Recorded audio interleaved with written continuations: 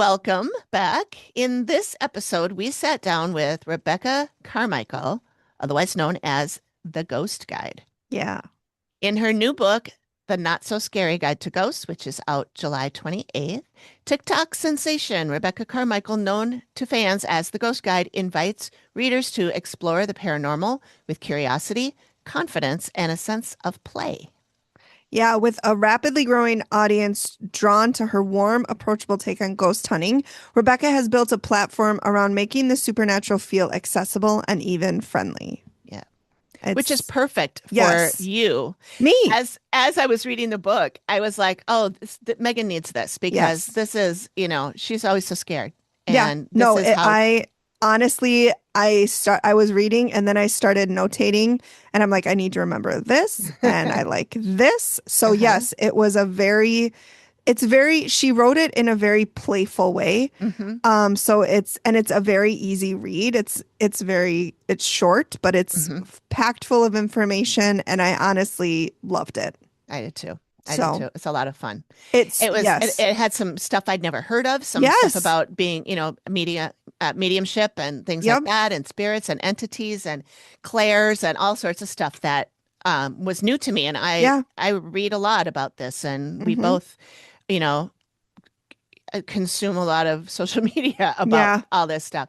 And including Rebekah. She was one of the first people I started following on TikTok when I first got on. Yeah, I love her videos because she breaks it down and she makes it very accessible and not scary and not like this big mysterious ghosts. It's very I really like her videos. Yeah. And the book. Yeah. Yeah. So her, and she also, in case you're trying to figure out which one she is, if you haven't seen any pictures of her, associated with this yet, she is the one that does like little skits. Yes. So she acts out a conversation she had with a ghost, or she plays the ghost and herself.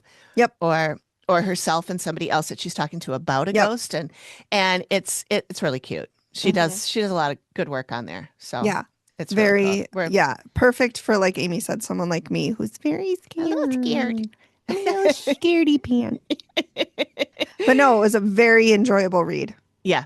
Yeah. It's good. I highly recommend. It's it'll be in the show notes, a link to it. Yep. On Amazon. Will be in our show notes. And I know that she just recorded an audio version of it because I saw she did a video about it. And so it'll be on Audible. Perfect for the paranormal on the go. That's right. For someone like me. Yeah. Because I feel like I need to be doing two things at once all the time because my brain is two pieces. And so when I just read. As opposed to everybody else whose is one. Right. I'm sorry, that was really bitchy. I was just teasing. That was so bitchy. I don't know how else to describe it, but my brain needs to be doing two things at once. So like reading a book. Isn't that annoying? Isn't that annoying? Like what? That you're sitting there trying to relax and your brain is like, but you have laundry to do and dishes to do and you need to clean your house. And what about the cats? And you need to take the dogs for a walk. And have you seen the state of your outside? Like you need to be doing that. And it's like, can I fucking watch a show? Yeah. Damn it, brain. Yeah. That's why I need to be doing two things at once. If I'm watching TV, I'm playing a game on my phone. So it was really hard for me to read a book that's in book form like this. In book because form, I can't do anything else. Oh, see, yeah. See, for me though, reading a book in book form or Kindle form, that helps my brain relax. Oh, okay. So because it get like, I don't know how to, like I'm focused on something. So, and my brain is like, cause I'm one of those people that can imagine what I'm reading, which I learned Not everybody does. Not everybody does. And that blew my mind. So I mean, I do feel like I'm doing something because my brain is still working on picturing, what the characters look like and what this, but I don't think that's enough for me. Also, I learned this on TikTok, so it's true. So when I read, right, I this is going to be weird. I don't read every word. Like I will skim through paragraphs. Apparently people with ADHD, that is super duper common. Like if there's a paragraph describing what a scene is happening and where people are sitting and what they're doing and what they're wearing, I will just, in my mind, I'll say, okay, they're at a party and move on. I don't need, so that's partly why I'm such a fast reader. But I did not know that other people did that. Yeah. I thought I was just a terrible reader because I just was like, I will skip ahead. I'm like, oh, I don't need to know. You have 7 paragraphs about a party. I don't need to know everything that's, Right. No, I do that too. I'm like, So blah, blah, blah, blah, blah. yeah, Let's get to it. yeah. Oh, she's wearing a white top with blue pants and a strappy sandal, and her nails are green and her hair Yeah. is in a pigtail. I don't give a fuck. No, unless that's pertinent to the story. Yes. Like, oh, then someone later saw a girl with green Yes. nails. And Yeah, then I go, that's oh, how that was they her. identified her body was the green Right. nails. Right. But yeah, no. So I just learned that, and I just thought I was a terrible reader because I will skip. I'll skip. I'll skip ahead. I do that too. I do that too. Okay, I don't have a lot of Does patience. anybody else do that? Because, and all of our listeners are like, no, you're weird. You're just weird. You guys are Which weird. I know. I mean, that's, you're right. We knew that. All right. Well, we're just waiting for Rebekah. Yeah. She should be on any moment. So hopefully. I was just checking somebody's like moving furniture upstairs. By somebody, I mean. I was just going to say, there's only one other person in your house that could be. And I don't think it's a Yorkie doing it because there's one there. Well, I don't know where the other one is, but I don't think she can move furniture. I'm just going to, yeah, she's what, 6 pounds? Yeah. I don't think she's going to be moving your couch. Nope. Nope. She would bark at it. Uh-huh. And yell at it. She's here. Okay. And go. All right. Here she is. Here she is. Ah! Look how cute she is. Oh my God, Rebekah. Hi. Hello. I'm just going to tell you, I'm going to do my best to not fangirl, but I can't make promises. It might get uncomfortable, and I'm very sorry, but I'm very, very excited to talk to you today. I was going to say that too, because you were my first TikTok person that I followed, like one of the first ones. When I first joined TikTok, I was like, I saw you and I'm like, I'm in. So. Oh no, I brought you to TikTok. Oh no. I was the reason why you were like, I'm in on TikTok. I don't know how I feel about that. Well, yeah. I mean, that's I follow how you Amy and the I, other ones too. That's how Amy and I communicate is through TikTok. So it's good. I mean, that's, Okay. Half of our each other. Half of our conversations start with, have you seen the TikTok? Okay. Yeah. See, that I can get behind because especially in recent years, I've had this kind of moral dilemma of like, oh no, do I keep posting because like the algorithms are trying to get into our heads and like I'm not trying to be like, conspiracy theorist about it, but I'm just sort of like okay, so you know what I mean when I say absolutely. Yes, 100%. Absolutely. Okay. Yeah. Yeah. I have to every once in a while I have to like scrub my algorithm because I'm like some stuff will show up and I'm like, what the hell is this? And so I have to be like, I don't know, something went wrong here. Amy just sent me one of our favorite creators, and I can't for the life of me think of her name. I think her name is Sarah Hester Ross. Yeah, she's the singer. And so she was like cleansing it, and she was like, feminism. Periods. She's like, so you can cleanse your feed, and I was like, oh my God, thank you, because it was starting to get a little bit leaning a bit to the wrong way, and I'm like, I can't do it. Yeah, I wonder too, like, what is it about paranormal spaces that start like pushing us over to like right wing, even like farther and that kind of thing? I'm just like, what about ghosts says says all that? Yeah, I don't know. I have no idea. And when we started this show, I did not expect that some of those people would be people that watch us or listen to us. And they let us know though. Oh yeah. And then we let them know that that's not our jam, and please leave. They mostly peace out. There's the door. Yeah. We'll just talk about things that we normally talk about off like camera. People and rights. then they go, ooh, I don't listen to them. And I'm like, okay, goodbye. Like human rights. Oh my God. What? Yeah, that's the thing. We're talking about ghosts. A lot of the reason why they're ghosts is because they were denied human rights. Right. I feel like I'm going to such a 101 topic sometimes because I was asked the other day, I was like, why don't you get more political? And I was like, because I'm trying to start from the bare bones of how to treat people with kindness and dignity and that sort of thing. And I'm like, if you talk to me, I mean, I'll tell you how I feel about stuff. Yeah. And I've got like my personal Instagram where I'm resharing things, and I'm like, y'all, can we do something about this? Yeah. But it's kind of wild. It blows my mind that we have to teach people, grown adults, to be like, no, we don't say mean things about other people, and No, we got to treat people the way we want to be treated. Chad? No, Chad. Always a Chad. Yeah, Chad. like I'm going towards the block button. You're making me do it. Don't, Chad. Don't you do it.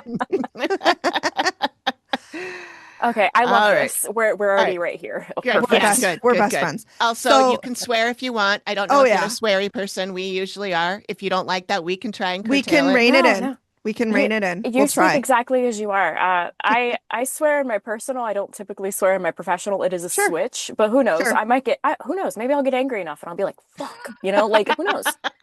Sure. Hopefully not at us, but we get it. The first thing I would love to talk about is ghost walks, because I went on one earlier this summer and they offered me. They were like, "Well, we're trying to get new tour guides." And, would you be interested? And I was like, let me check. Yes, 1,000,000% I would be interested. So it's still kind of in the works, but I know you had a chapter in your book about ghost walks. So can you kind of talk a little bit about that, a little bit about your personal experience, any advice for a tour guide you might have? Yeah, absolutely. I always have a special place in my heart for ghost tours, and I will oftentimes seek them out whenever I'm traveling to a new city. And it's not necessarily about the ghosts, though I do love the humanization. Like ghost stories oftentimes provide that human element to history that a textbook can so often leave out. Sure.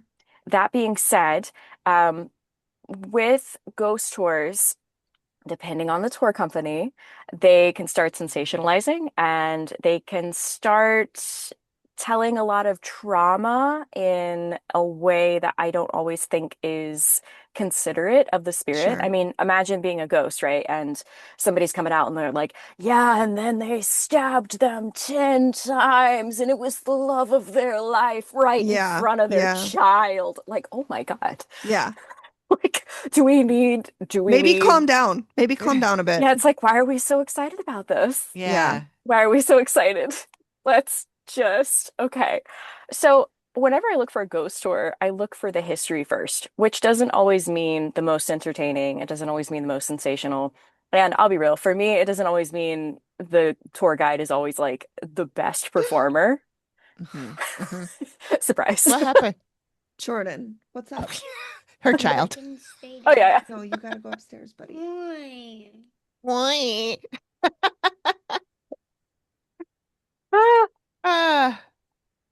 I'm so sorry. Oh my God. That's not the first time that's happened. No. Sometimes it's her cat, but he's a ninja. And then he just and of course we're talking about ghosts and I'm like, ah! Sorry, I'm so sorry to interrupt you, Rebekah. Please keep going. Good. Yeah, I didn't really, I pulled you in so much. You did, that I was just enthralled. That the living world came to get you and no idea. Yeah. I mean, if I had a nickel for every time that happened. So yeah, with ghost stories, I'm always just like history first. And I think there can be some liberty with that, especially let's say they're changing the names out of consideration for something truly terrible that happened. Okay, all right. I think there's some liberty that's there, especially if people are still alive that are connected with them. I think a lot of it also has to do with how the stories are being told. Once again, are we just digging up trauma for the sake of trauma? Are we celebrating crimes? You know, like, are we celebrating something like that, or the inhumanization of perhaps marginalized groups or anything like that? Like, it's a lot of context in that. Sure. And I think in part, especially when coming to work with one, it comes down to, understanding yourself, understanding your morals, understanding with what you're okay perhaps saying for the performance area of it, in trade of introducing history and introducing spirits to people who have not understood that. And maybe from my context, introducing it in a way of how can we understand rather than it's all how about can we fear. Exploit? Yeah.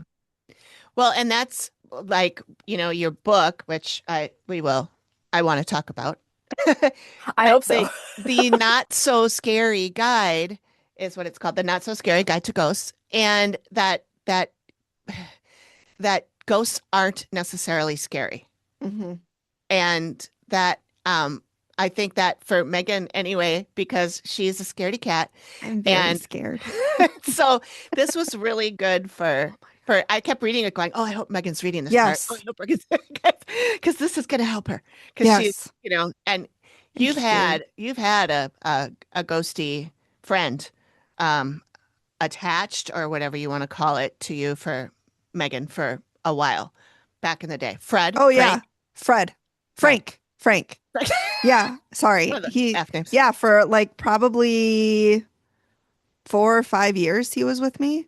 Wow. Okay. Yeah, but I Just didn't hanging out. know. Yeah, he was. Oh, I mean, I knew something was there, but I yeah. thought it was evil and I thought it wanted to hurt me because every time he would show up, I would get scared. And so I was like, oh, because he's bad. And no, I reminded him of his little sister. And so he was following me around and protecting me.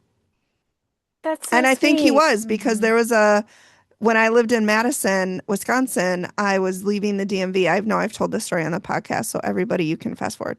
But I was leaving the DMV, and this was back before cars automatically locked when you put them in drive. Hmm. And so a girl got in my car. I was at a stoplight, and she hopped in my car and she asked for a ride. And I was like, okay, sure.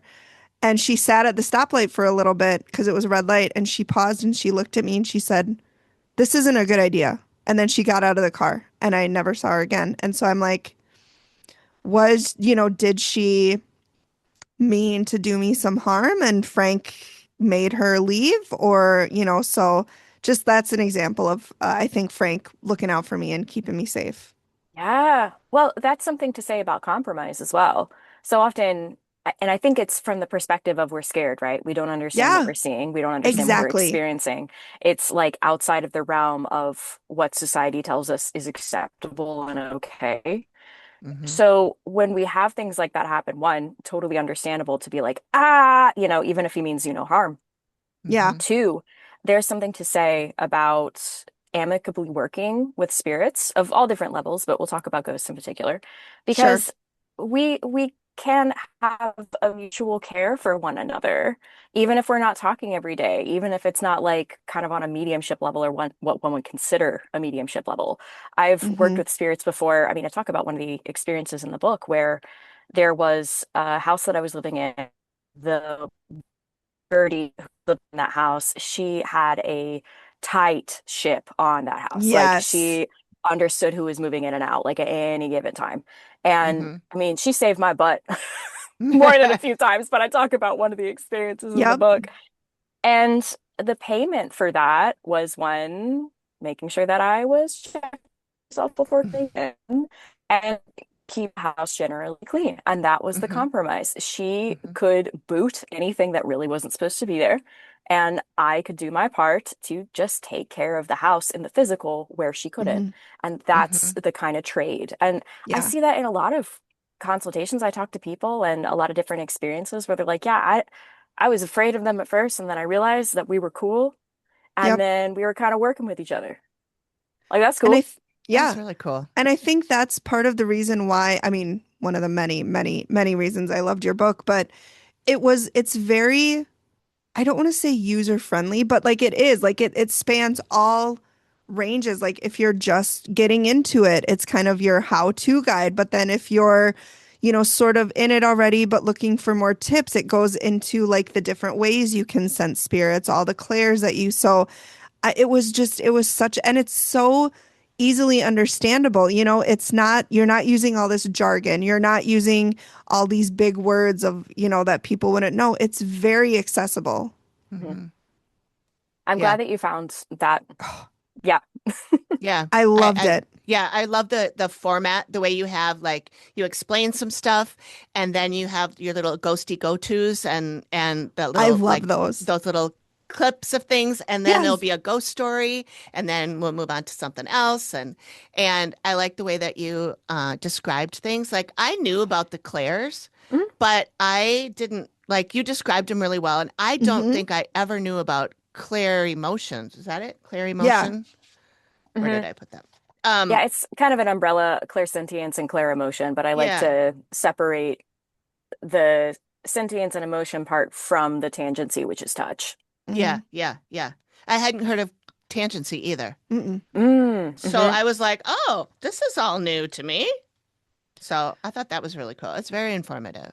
So, And Rebekah, go can ahead. I ask, like, what led you to writing this? Because I'm sure it went, years of research and everything. What kind of gave you, how did you get the idea? Were you sitting on your couch one night and like, I should do this? Was it more something you grew into? Like, where did it come from? Because I'm a big fan. Glad you wrote it.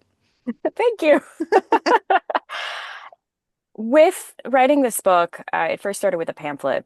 And as many great ideas, it just fell into my head. So thanks, future me. Thanks, Yep. universe. Thank guides. Thank whoever plopped that in my head Thanks one to day. everybody Yeah. because love it. hmm And I got this idea to make a pamphlet because I had seen people on Instagram, it's usually like the for your free resource. And I was like, I mean, I could make a free resource. Yeah. And like, what do I make a free resource on? I could make a free resource on like so many things. I was like, okay. I'll go into the kind of 101 because so often when people are starting out on their journey, it kind of feels like everything all at once. Mhm. Mm-hmm. And I'm really good about being able to separate the everything to be Mm-hmm. able to more easily understand it. And that's what I work with people on in my courses and workshops and such. So I was like, okay, I'll make this pamphlet. And uh, not even a month after I put out this pamphlet, I'll tell you, this is how this is. Ugh, I believe in fate. I'll be real. There were times in my life where I did not believe in fate, but Mm-hmm. this is one of those times where I'm like, it hit me in the face. Yeah. Mm-hmm. So on a day last year, it was only last year, Wow. that I was about to go to a meeting for just something I was absolutely dreading. Like it was the end of a huge chapter in my life. I was just so upset about it. I could see the writing on the wall, and I was just like, I feel like such a huge part of me is about to just go. Mm-hmm. On the same day, I'm in a meeting for an in-person event at the same time. I happen to check my email to check something else entirely, and I see that I have a general inquiry from an editor at Adams Media and Simon and Schuster. Wow. So I'm looking at this and I open it up and I just, this is my partner at the time. I was just like, I started crying because I was like, Sure. Yeah. what?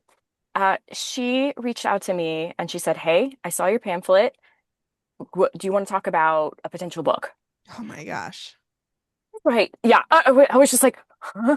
So many feelings, like all at once, all at once. I was Yeah. like, I'm really sad. I'm really excited. I don't, huh? Like, where's my emotion wheel? Right. I need to Right. figure out what I'm feeling right Yeah. now. Yeah. Right. So one thing that I did when I had the more painful meeting later on in that afternoon Mm-hmm. space when I had to close that chapter, I remember I did a schedule send to basically tell this editor, yes, like let's have a meeting. When do you want to talk? Like, let me know. Yeah. I did a schedule send about halfway through when the meeting would be so that I could look at the time and say, okay, I'm feeling a lot of pain right now. Like I'm acknowledging the end of Sure. something really huge for Sure. me. And I'm also acknowledging the beginning. And I don't know if these Yeah. two things are connected in any way, shape, or form, but I am acknowledging that something has come through for me and there will be a way forward. Mm. Yep. With Perfect that, timing.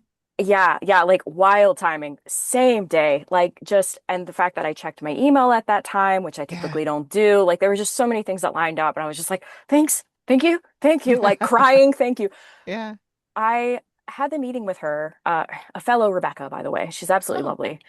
And she had been following me since 2021.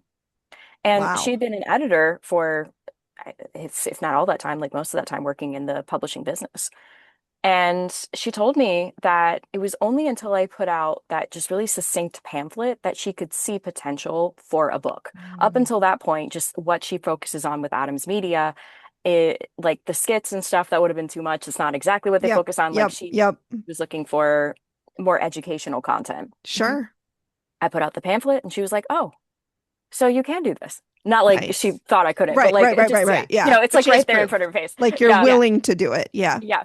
So from there, I worked with her and then I pitched the idea for the book and we went through a few different phases of like figuring out the outline Sure. and all of that. And once again, still, as all this is happening, a huge part of my life is absolutely falling away, crumbling in the dust. I'm Mm-hmm. picking up pieces. I'm trying to take care of my people and take care of my Mm-hmm. community and all that stuff.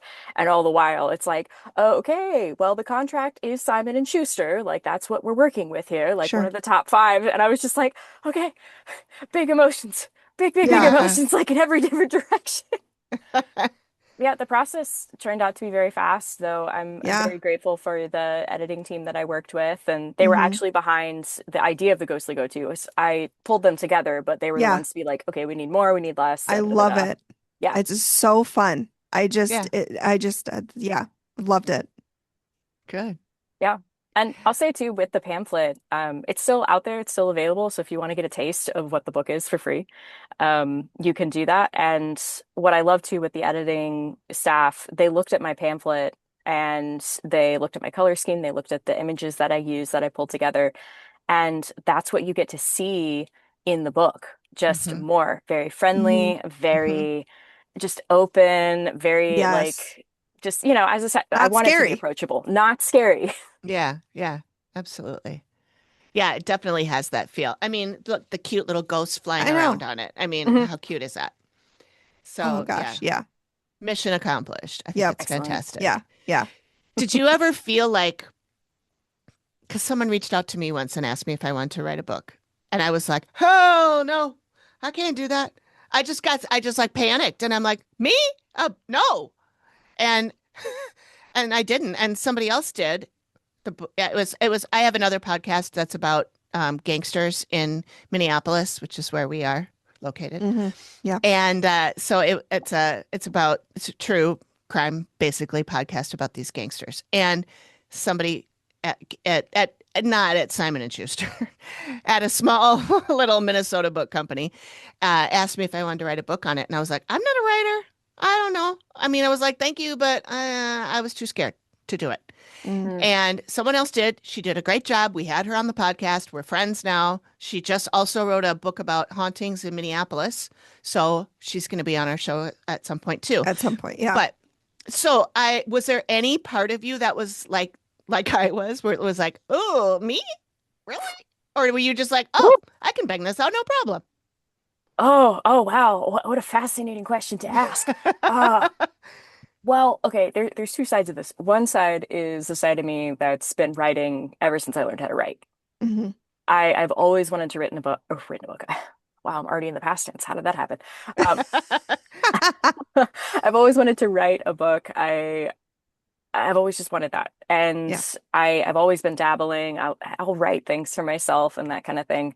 Hmm. And when this all came together, seemingly out of nowhere, even though, you know, we leave breadcrumbs and then they, Mm-hmm. you know, turn into something over time, I I realized once I got the contract and it was actually happening, something like triggered in my brain. And what do I get is shadow work. Why? Why am I getting writer's block? I know what I'm doing, right? Like it's not the writing element. I've got this outline. I know where I'm Mm-hmm. going. I know the stories, all this stuff. I was having all this writer's block. And it it turned out that part of my journey with this book was also recognizing there was like a part of me that I wasn't acknowledging from my past and from like my Mm-hmm. childhood days, like why I was writing in the first place, why I cared to share so much with other people, why I cared so much to understand with other people. Hmm. And part of that came down to being undiagnosed autistic spectrum for Mm-hmm. most of my life. I used writing as a way to understand people, Sure. that and theater, and understand myself. And I was in a place where I felt understood. I felt surrounded by wonderful people. I didn't feel lonely. And I had like these needs met. I became the person that my younger self really needed. Mm-hmm. Hmm. And of course, when you find that fulfillment in your life, what happens? The shadow work comes up and is like, hey, it's time to address that wound. Am I right? So I would say going back to your question, it wasn't initially, it wasn't this moment of like, oh, I can't write a book. I can't do that. It was, oh, this is exactly what I wanted. Of course, I'm going to take this. But the personal journey that I went on while writing this book to finally come out on the other side and say, hey, okay, I can do this now. I don't have to be lonely. I don't have to be Sure. bullied. I don't have to be anybody that I'm not. I can actually be sitting in a place that I've cultivated for myself and that I've manifested for myself Mhm. and still be a writer and Hmm. still be a content creator and a psychic medium and a thespian and all Mhm. these other things that make up my life. Yeah. So, to answer your question, long-winded, yes and no. Mhm. Sure. Mhm. Sure. Uh, yeah, that's what I'll say. Yes and no, depending on Yeah. the day. And I'm very grateful to my editing team and everybody who worked with me to just be like, "Hi, you're not actually bad at this. For some reason, you think Which you is are, buddy." always Yeah. always great to hear, Yeah. where you're like, because I think especially as millennials, which I don't know how old you are, but I'm a millennial, Yeah. and we always have that imposter syndrome of, I know every single person I've met has told me that I'm good at this, but like, are they lying? Like, Mhm. are they Yeah. just being nice? Yeah. So that's a big identity that I have as a millennial, is that imposter syndrome. So Yeah. totally get it. I Yeah. have that too, which is why I did that. Even though I'm not a millennial, I'm a little No. older. Yeah. It's But okay. Imposter syndrome can be for everybody. yeah. It's for It's everybody. for everyone. Millennials don't You just, too can we're have not, you imposter too syndrome. can have, yeah. Can doubt everything you do. Yeah. No, that was where I was coming from when I was doing that. I had forgotten though that that I had just learned recently that you've been a playwright. Yes. So you have written plays, and so you kind of have that. I mean, I've written too, but not for anybody else to read, just for me. Yeah. I wouldn't want anyone else to read that. But so have you written plays that have been performed? In different capacities, yes. I wrote a lot of immersive theater and theater that didn't necessarily get the big stuff, but that's also not what I was going for. Hmm. Sure. A lot of what I wrote for, I did some workshops, that sort of thing, when I was living in DC. And I did a few workshops when I was in New York.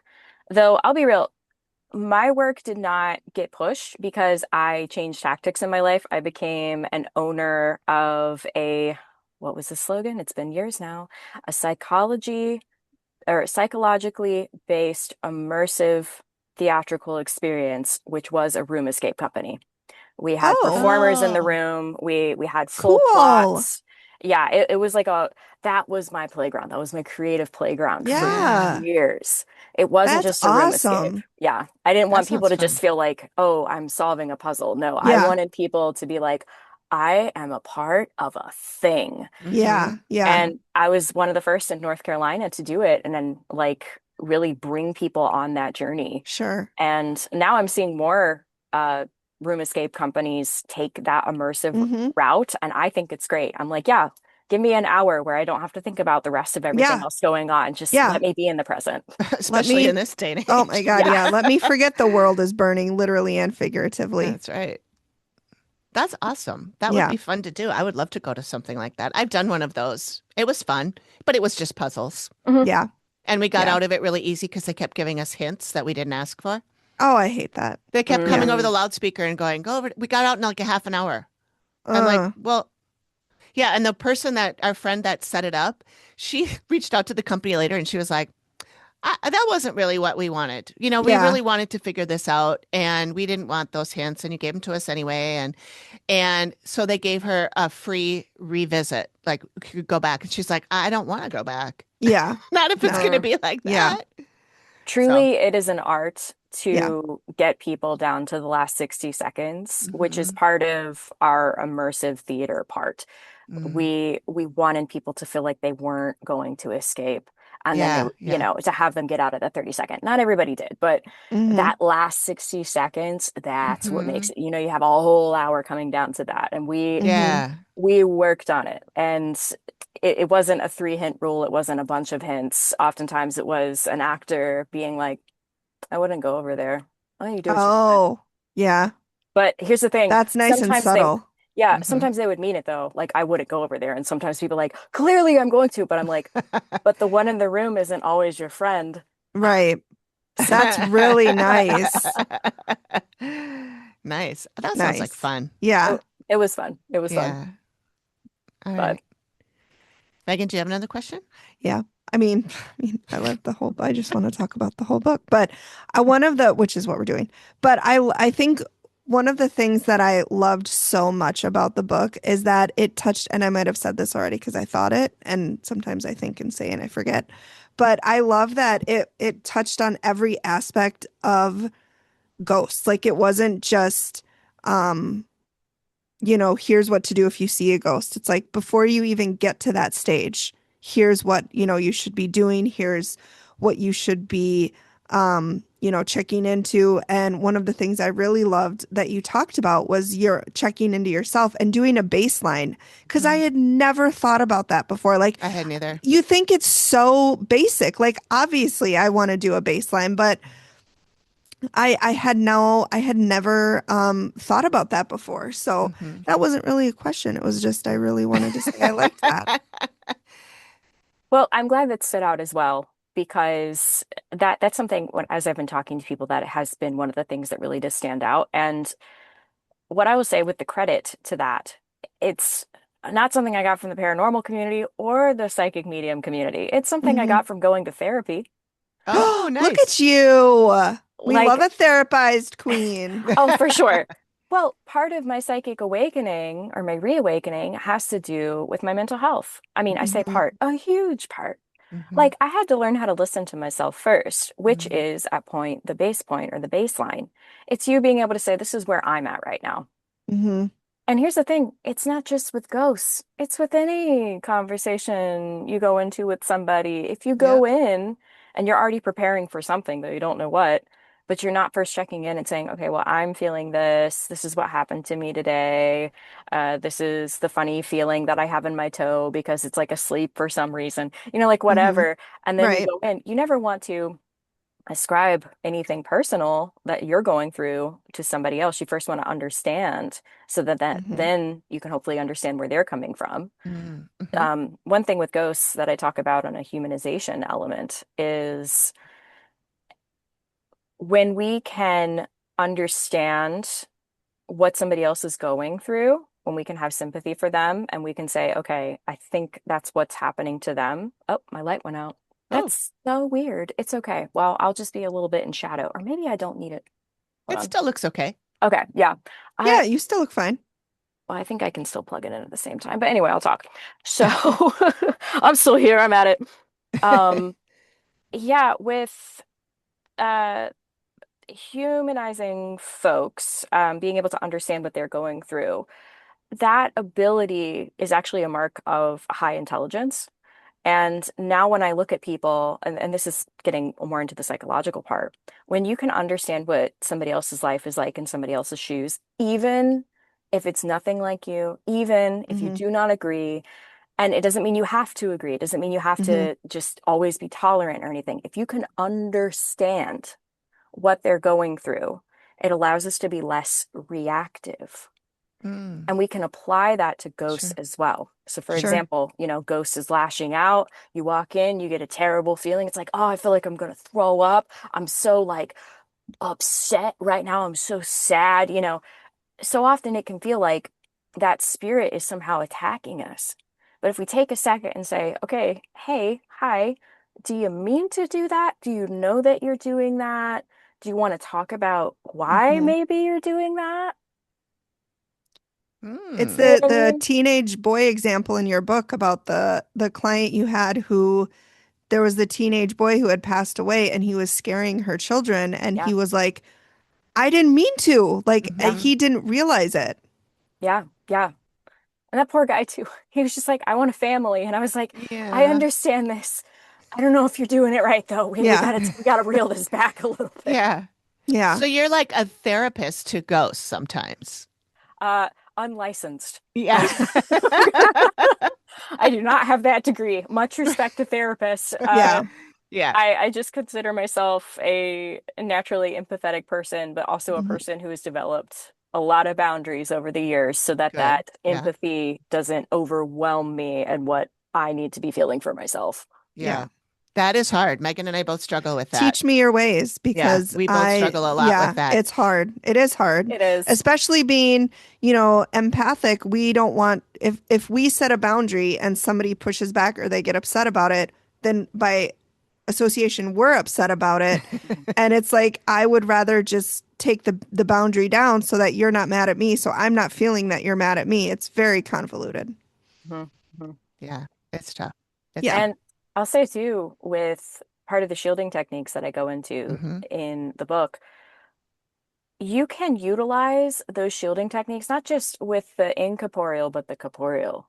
So, let's say using the same kind of example with the physical person, you walk into a room, maybe it's like a coworker, and they're just, maybe they're putting the coffee pot down in the morning and they're about to pour, like they're just clang, clang, clang.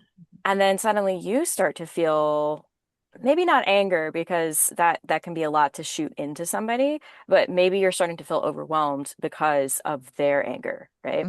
That's a good indication to be like, okay, hey, 30 seconds ago before I walked in through the store, I was not feeling this way. What can I do to protect myself energetically so then I can decide whether or not a conversation or anything like that, or even staying in the room is worth it for me? So that's when, you take a second, just be like, all right, anything that's not mine, goodbye. I talk about releasing in the book as well.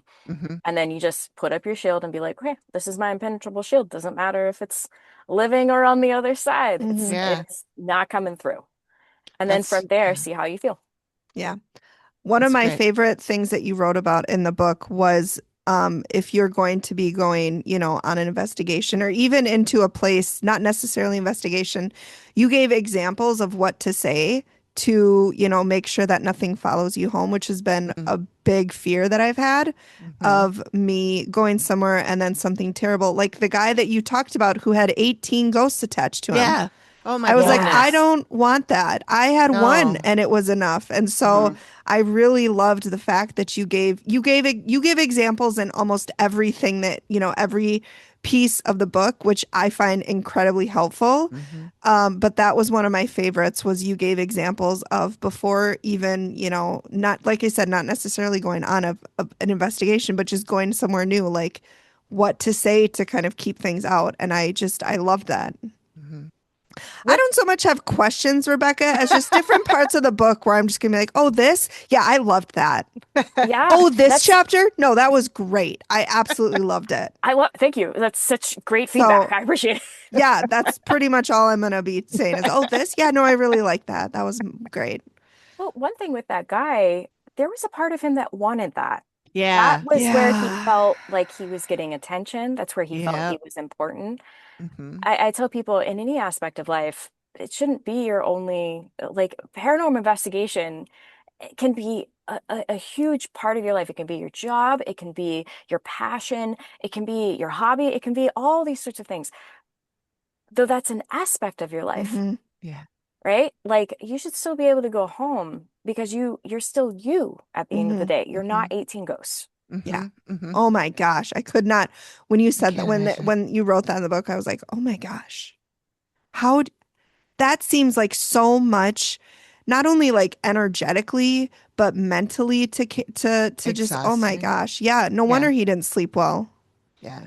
And lost his girlfriend. And lost his girlfriend. Had a troubling life. Yeah. Yeah. Too many voices. Too much going on. Yeah. Yeah. Yeah. I struggle with my voice. I can't, it doesn't seem like it because I use it a lot, but in my head, I'm like, what are you doing? My voice does that too. We were talking about that before you jumped on. We were talking about reading the book and how it's hard for me to read like a book because my brain needs to do two things at once. I have not been diagnosed with anything, but I'm pretty sure that I'm ADHD and probably a little autism as well. And so touch of the tism. Touch of the tism. I need to be doing at least two things at a time to occupy the other half of my brain. When I'm just reading a book, there's another part going, hey, you know what? You really should be taking out the garbage, or you really should be finishing editing that last episode so you don't have to worry about that. I'm like, but I have to read the book too. So I have that kind of issue. I don't remember where I was going with this. What did you say before? We do that a lot. Conversation on like perhaps having ADHD and to be like, I don't know where I am. Wait, I don't know. What was I talking about? I started here and I ended up here and I don't remember. And now I'm confused. Yeah. No, I honestly don't remember what I was going to say about that. But something about the voices, that's what made me think about it. I don't actually have voices in my head, not like that, but I mean, one may have a train of thought. I don't think that equates to insanity. Yeah. I mean, my train of thought is never on the tracks. It's usually like parallel to the tracks, and then it goes to the right Veers off through a little bit. through a house. I mean, it really just varies. Yeah, we do tend to do that a lot on our show. And I am diagnosed with ADHD, so yeah, you are. You are lucky. Hey, it's your show. Doesn't that mean you get to do what you want, right? Yeah, that's what exactly. I say. I'm just hanging out, I'm here, so.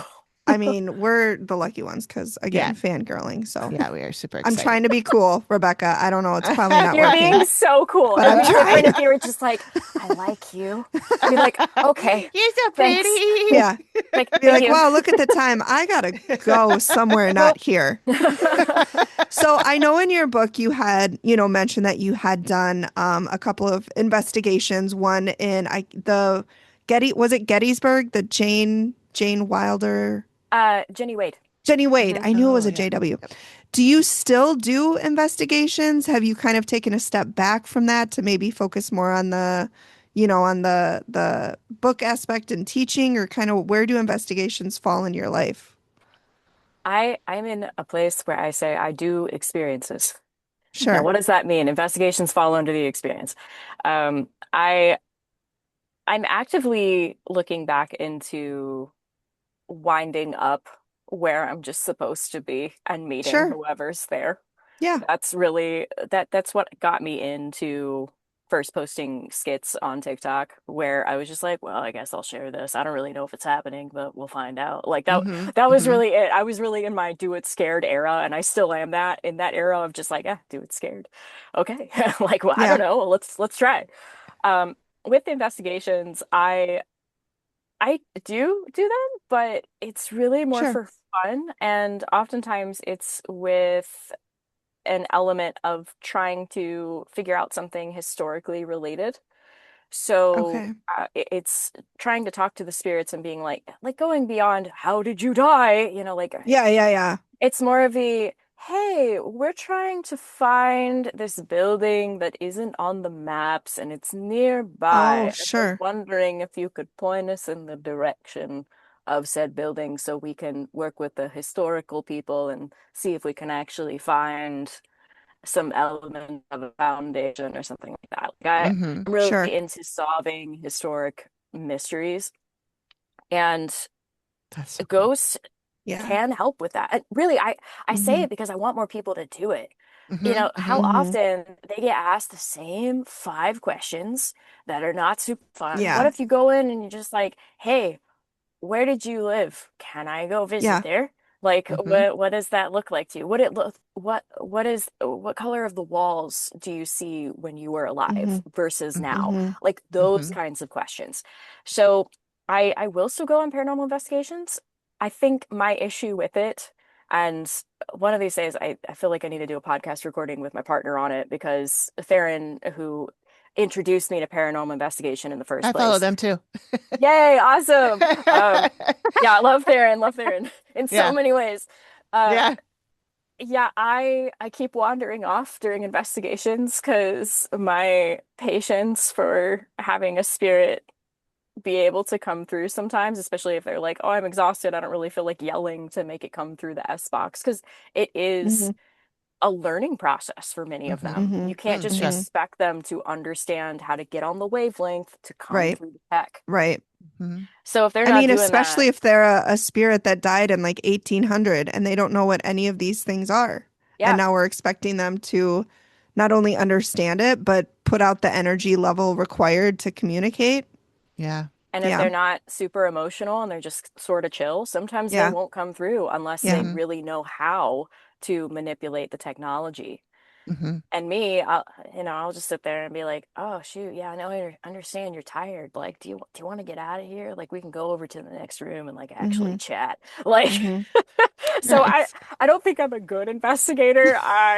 Well, you are, but in a different sense than what the world believes investigators to be. I mean, with shows like Ghost Adventures and Ghost Brothers and all the ghost shows, like we see in paranormal investigation as like, mysterious and kind of spooky and scary, which is another of the many reasons I love your book, because it's not any of those.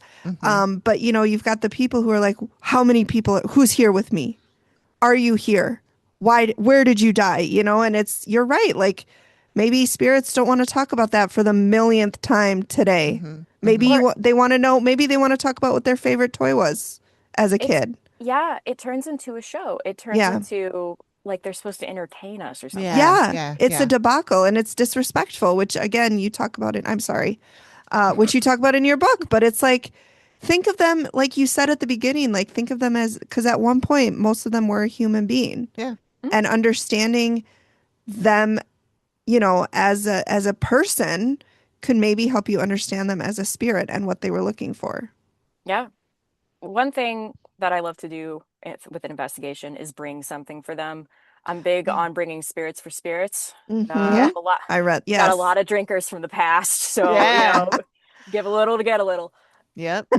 One of the things I did recently, I went to the Railroad Museum once I got my author copy, and I read the part about the Wilmington Railroad Museum to the spirits. That's so cool. Yeah, there's a little snippet on all of my socials, and then the longer one I think is on Instagram and then on my Patreon if you want to check that out.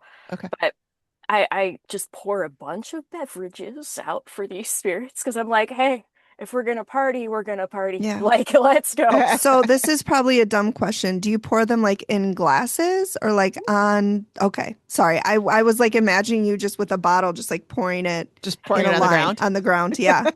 What you can do that, depending on who you're working with and the practice. Like some people will give offerings before they go into burial grounds as a form of respect. Sure. I do that especially if the burial ground is either, it could be if they're marginalized people, like BIPOC people, and I'm there to learn and I want to show my respect, I will make an offering so that it's not with the expectation of I'm being talked to. It's more so the, hi, I acknowledge your strife and I acknowledge the hardship through history, and this is an offering to you. You don't have to interact, but I want you to know that I come in peace and I'm not expecting anything. Sure. The other thing would be if I'm going to a burial ground and they just seem really excited. I'm like, hey, y'all, you want to be more excited about something else? Here's some whiskey. Some whiskey out here. We got rum. I remember I got moonshine for the guys at the Railroad Museum, and sometimes coins, that sort of thing. Yeah. One thing that really shocked me reading about that was that you had said in your book that sometimes or often when you do that, the color will change or the taste will change. And that is like, that's wild. I mean, again, like it blows my mind to think about that, because when I read it, I was like my jaw dropped, because I was like, I had not thought about that, but it makes total sense.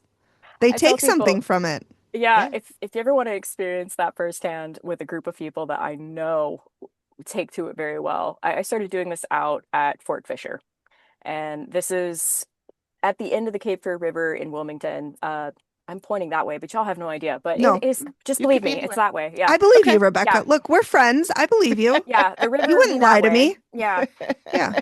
Of all things I could lie to you on, which but no, at Fort Fisher, I tell people, I'm like, hey, if you're gonna go visit the guys, go take them some Bojangles chicken. This is coming from me, a vegetarian. Okay. Yeah. I will be like, you go. If I'm gonna buy chicken, it's going to be for the guys at Fort Fisher. They love them some fried chicken. That's how you get to a Southern man's heart. Okay. Yeah. True. You take and some sweet chicken. tea. Yeah, sweet tea. That was the next one. You bring them some sweet tea. You can get them some blueberry biscuits. Really get them excited. You know, some of them got some sweet tooth. You know, and you can put the box out there. Just let them know. Just kind of let intuition lead you and that kind of thing. Put it in. I would also say put another intention out there of like, hi, I'm not here to talk to the racist bigots who have not progressed in the last 150 years. That's my personal preference. Yeah, I would appreciate. Thank you for sharing that, because I don't want to talk to them either, living or dead. Yeah, that's the thing. Some people, they talk to me and they're like, so Fort Fisher, Confederate, and I'm like, And I talk to the spirits who have progressed. There are some spirits out there who have not. And I'm like, you don't get this chicken. Yeah. It's not for you. This is for people who have progressed and understand a few things about a few things in the last 150 years. Because I don't think people should be damned forever. I don't. Yeah. Interesting. I think people can move on from their ways. They don't have to be set in a mindset. All that to say, going back to the chicken, take them a box of Bojangles out there. You leave it out there for a little bit. Try a little bit first so you can, check the taste for yourself. Yeah. Carolina Bojangles experience. And then leave it out. Maybe put some gear out if you want to talk to them, that kind of thing. They're really friendly out there. And then taste it after maybe half an hour. Really? I'll tell you, at least in my experience, and this is every time I've gone out there, even sometimes when I don't make an offering and then they come up and they're like, "Woo, you're back." Yeah. Taking my sweet tea. I've forgiven them, I think. Yeah. But it's Bojangles. So to take your sweet tea, that's pretty steep. I was upset at the time. I don't blame you. I mean, the way that Southerners love their sweet tea is it's kind of a lot. That and cheerwine. It runs in our blood. Yeah. Yeah. Sometimes when you cut a Southerner, they actually bleed sweet tea. It's weird. Yeah. See, doctors don't understand it, but it's fine. When people talk about Southern heritage, I'm like biscuits and cheerwine and sweet tea. Yep. And if they're just like, well, yeah, but, and I'm like, no, there's no but there. There's no but. No. This is a culture. This is a lot of. And they say white people don't have culture. We got sweet tea. I mean, I could go into the appropriation of how the tea got there. And I know. Yes. First place, but I know. You're right. We don't. We steal everything. I know. But we can still appreciate it. Yes. Acknowledge. Appreciation, not appropriation. Yes. As long as we acknowledge, yeah. So with those investigations, I mean, Amy and I have kind of talked about doing it. She's all for it. I'm scared, as we have aforementioned. Do you have any tips or any equipment or anything that you're kind of, this is what I take every single time, or is it more depends on where you go? Any advice for maybe some investigators who are scared me? Babies who haven't done this before? Yeah. I don't want to screw anything up. Or offend anybody, because we are all about being respectful to spirits. So even before we read that in your book, we are very much about that. Yeah. For sure. Ooh, okay, where to start? I had an idea and then I was just respect for spirits. I agree. Yeah. No, it wasn't you. It's my, anyway. The first thing you can do is acknowledge if you're uncomfortable and then not do it if you're uncomfortable. But here's the thing, big difference here. There's fear that hurts you, and then it's uncomfortable because it's different, right? So understand the difference between fear and uncomfortable. Our brains are programmed to do what makes us comfortable, but staying uncomfortable doesn't always allow us to grow. Right. So that's going to be something you acknowledge for yourself, understand. And the way that you practice in your everyday life, right? Am I afraid of this or am I uncomfortable? Am I afraid of this or am I uncomfortable? It takes 30 seconds, even if it's oh, I want to go take a walk. Oh, but the sun is going down. Is it a fear thing, or is it because you actually don't really want to go on a walk and that means you have to put on your walking shoes? Yeah, and put a bra on, because I never wear one at home and I can't do that outside. I mean, okay, I'm not wearing a bra right now. I love that for you. Am I? No, I'm not either. Perfect. See, no shame. No shame in the free boob game. Yeah. Also, I'm in the South. It's humid. It's too hot for that. Yeah, we're under a heat warning. Yeah, it's too hot for that noise. No. If it helps you, it helps you. But otherwise, it's no, leave us alone. Yeah. There's some men out there that qualify for bras and they don't have to wear them. Absolutely. I know. So, yeah. Amen. If you want to wear one, great. If you don't want to wear one, let's move past that. Yeah. Okay. Yeah. Sorry, I got us on a tangent. I'm sorry.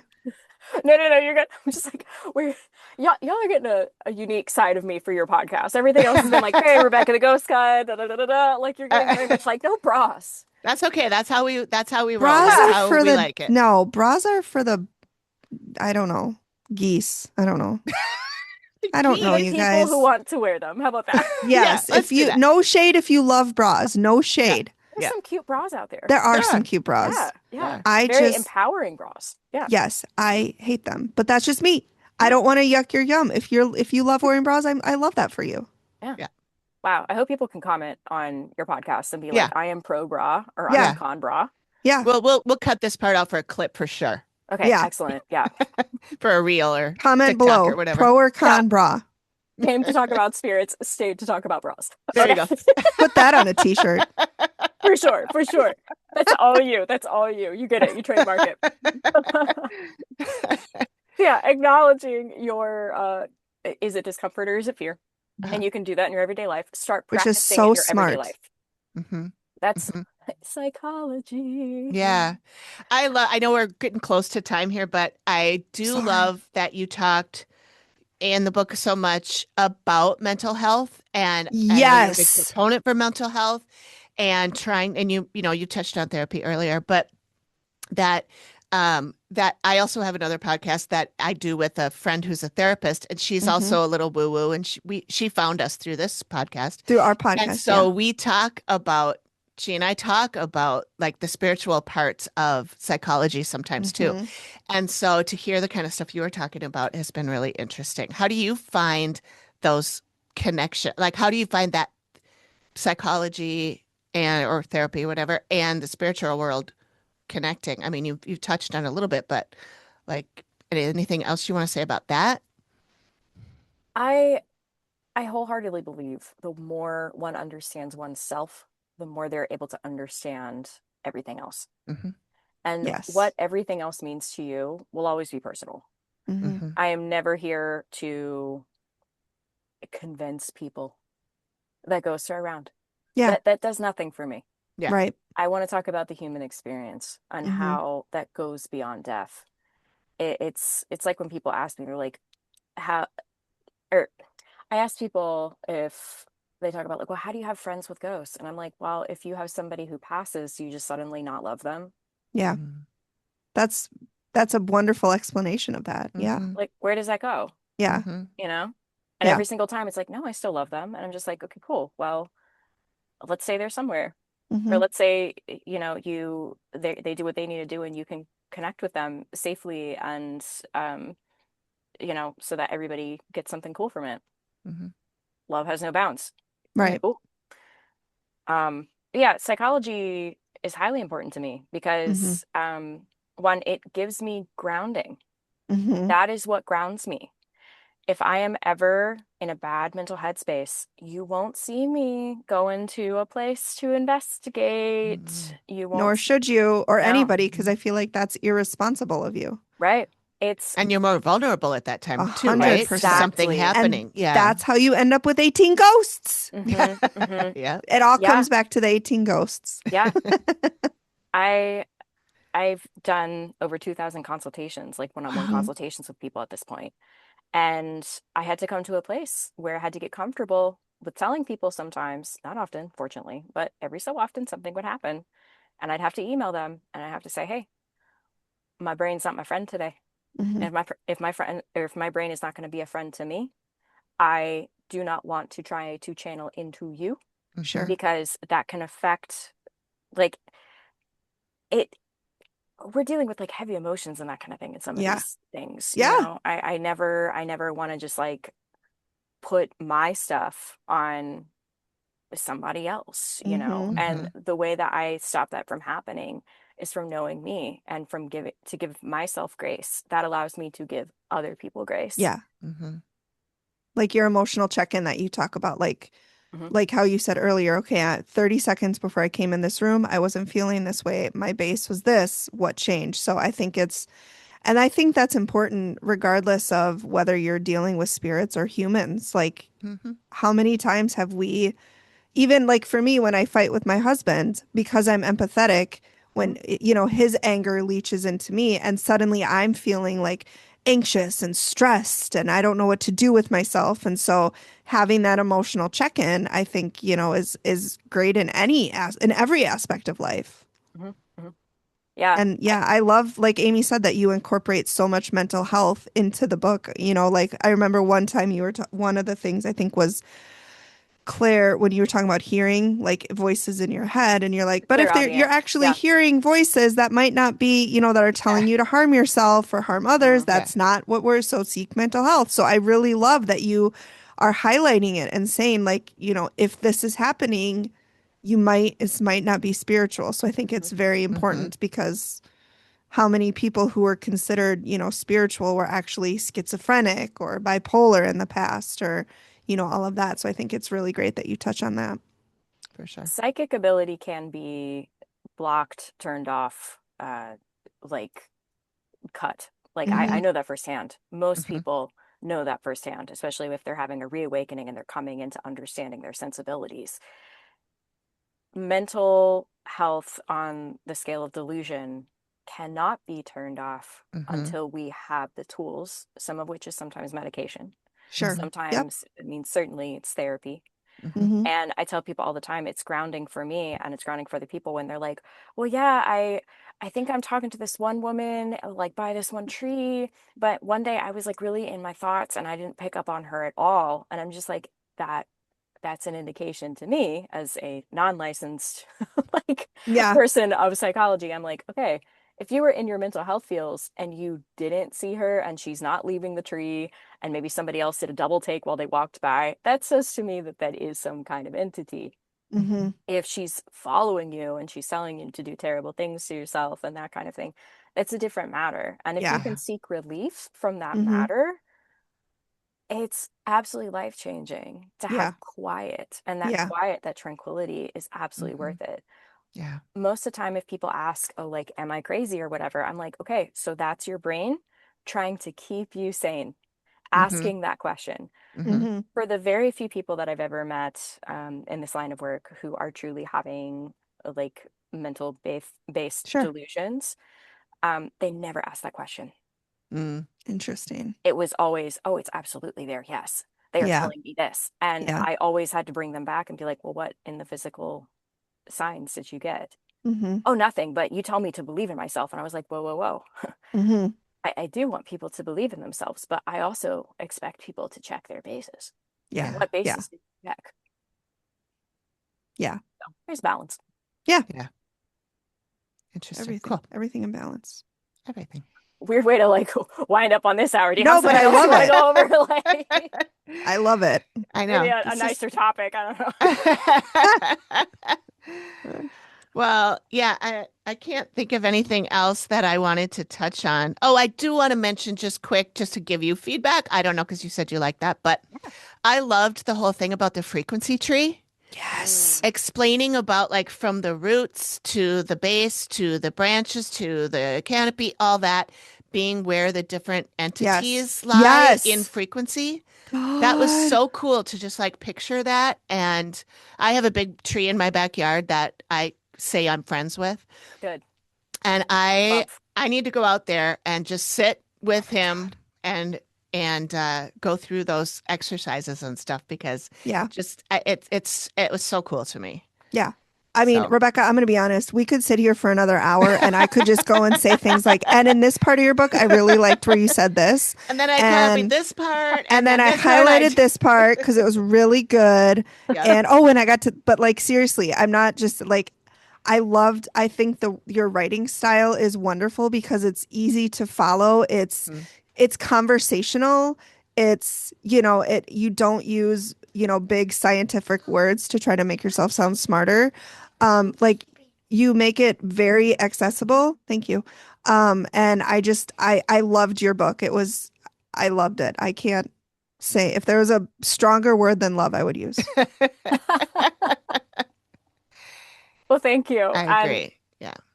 Truly, with the tree, what I'll say real fast on it is that's how I see more psychic mediums being able to get along because too many, I don't think I can call it a community at this point because there's too many fingers being pointed in a bunch of different directions. Sure. Yeah. And I'm like, Though the analogy of the tree is basically to say, hey, you can read at the top of the frequency tree and another person can read at the bottom of the frequency tree. And it doesn't mean that one is right and one is wrong. Yeah. It means one has a perspective here and the other one has a perspective here. And if you understand that it's possible to travel to change your perspectives, that's really all I'm asking for here. That's how I think we can all get along. We'll see. But that's what I'm trying to push out there. I'm like, fingers crossed, right? Wouldn't that be great? That would be so great. I think it's possible. That's why I want more people to be psychic or to acknowledge that they're psychic so that we can have these conversations. I just need to get out of my own way because I'm my biggest block of my psychic ability because I'm scared and I don't want anything bad to attach to me. Yeah. Pursue what is good, like good for you. That doesn't always mean like they were such a morally just person. No, good for you could mean like, I don't know, some pirate or something. I don't know. Oh my God. Don't tempt me with a good time, Rebekah. But no, you're North Carolina. Yeah, you can go hang out with some. Okay. And then have the rest of the village come after you and be like, we don't like pirates. All in spirit. That was a wild night. Different story. Wow. Oh my goodness.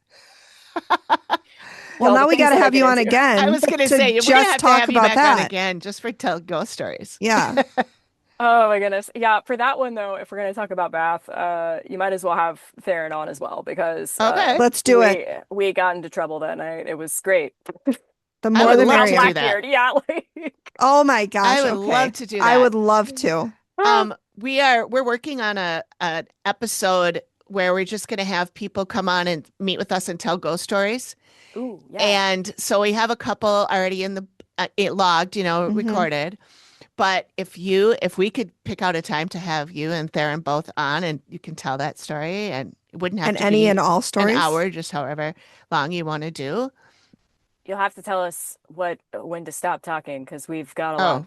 So, well, if you want the full story, would not tell you to stop talking. We wouldn't say that. Yeah. We'd look down and be like, "Oh my gosh, you guys have been on for 4 hours. We should probably go eat."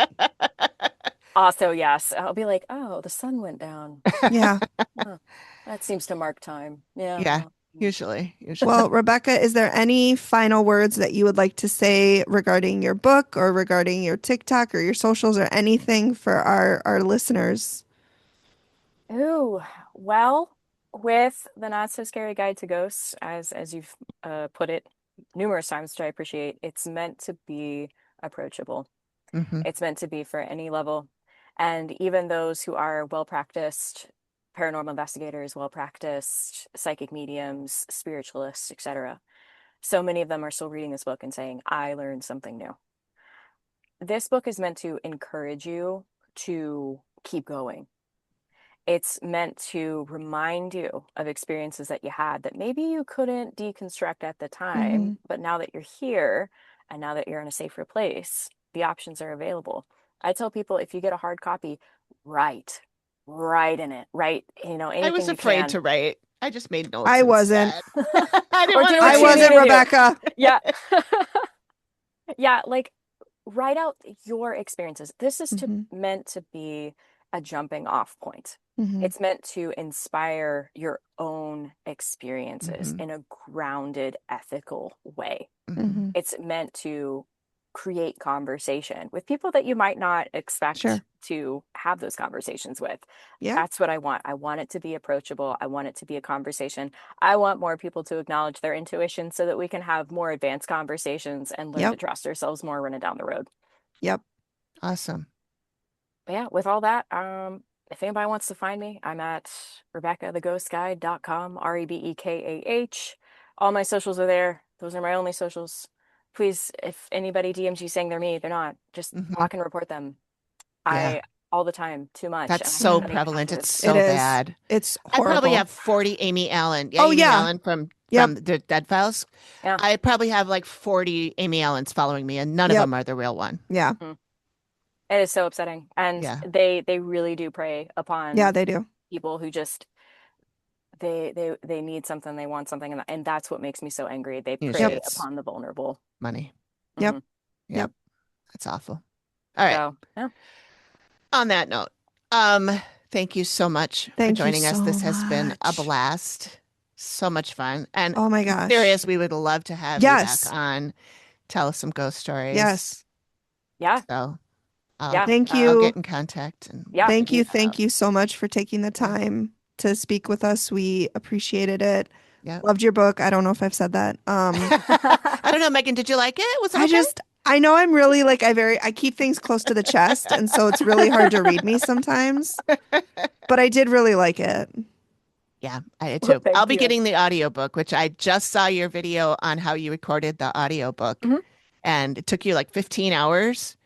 or something to record the 5 hours. So I guess the book is 5 hours long to read. But I saw today it's actually 6.5.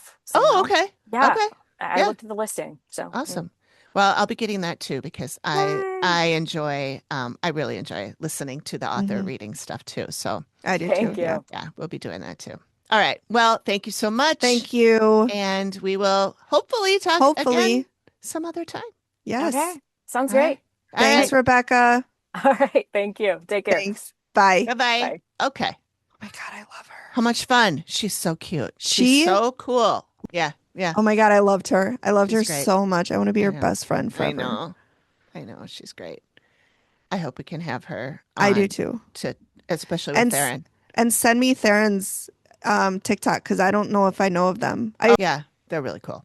Yeah. That was one of the early ones too. And I didn't know they were a couple until I saw in the book. The story, when she talks about the bloody road. Yeah. Yeah. So cool. Yeah. I would love to have them both on. That would be super fun. The dream. The dream. Well, the dream is Amy Allen, but Yeah. Well, manifesting. We can have lots of dreams. We just have to have one. Yeah. I know. We can have lots of dreams. Well, that was super fun. Hope you guys enjoyed that. Oh yeah, I forgot we were still on a podcast. I thought we were just talking. We're still recording. Yeah, that's all right. But yeah, thanks for joining us, everyone. Thank you. Like and subscribe. I'm supposed to say that. Oh yeah, like and subscribe. And we'll see you next time. See you next time. All right, bye. All right. Bye.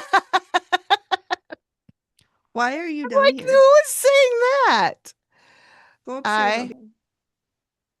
Continues podcast. We really appreciate you giving us your ears for a bit. Please feel free to drop us a note and say hi. And join us next time when the activity continues. Nailed it. The Activity Continues is produced by me, Amy, at Collected Sounds Media, and is part of the independent Collected Sounds podcast network.